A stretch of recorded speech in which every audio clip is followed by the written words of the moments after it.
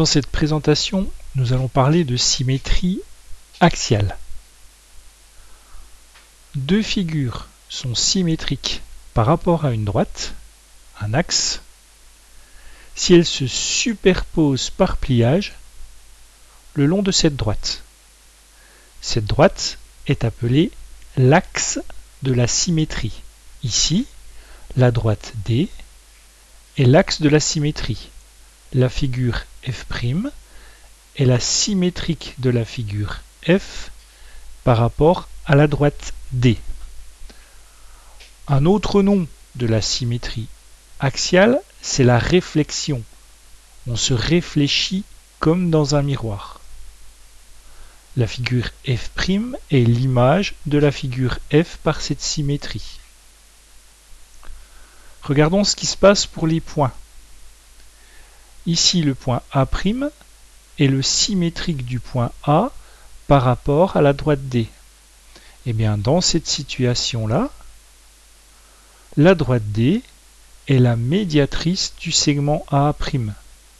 Nous nous servirons de ceci, de cette définition, pour construire à la règle et à l'équerre le symétrique d'un point. On a exactement la même chose avec le point B', qui est le symétrique du point B. Et bien la droite D est également la médiatrice du segment BB'. La médiatrice du segment DD', la médiatrice du segment EE'. Si cette fois un point appartient à la droite, eh bien son symétrique sera lui-même. En résumé, en définition, deux figures sont symétriques par rapport à une droite si elles se superposent par pliage le long de cette droite. Cette droite est appelée l'axe de la symétrie.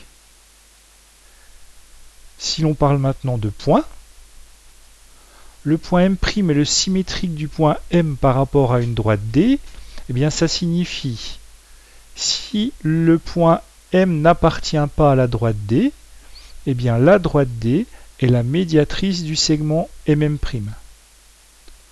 En revanche, si le point M appartient à la droite D, eh bien le point M' est égal au point M. Quelques propriétés de la symétrie axiale. La symétrie axiale fait partie d'une famille de transformations qui s'appelle les isométries. Le préfixe iso, il veut dire égal, et le radical métrie veut dire mesure. Ainsi, on a une conservation des mesures. Une figure et sa figure symétrique auront les mêmes mesures. On dira qu'une symétrie axiale conserve l'alignement des points, les longueurs, les mesures des angles et les aires. Parlons maintenant d'axe de symétrie d'une figure. Eh bien, une figure admet une droite comme axe de symétrie.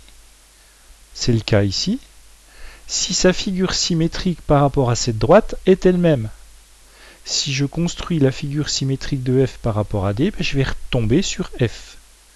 En fait, si les deux parties de la figure se superposent par pliage le long de cette droite.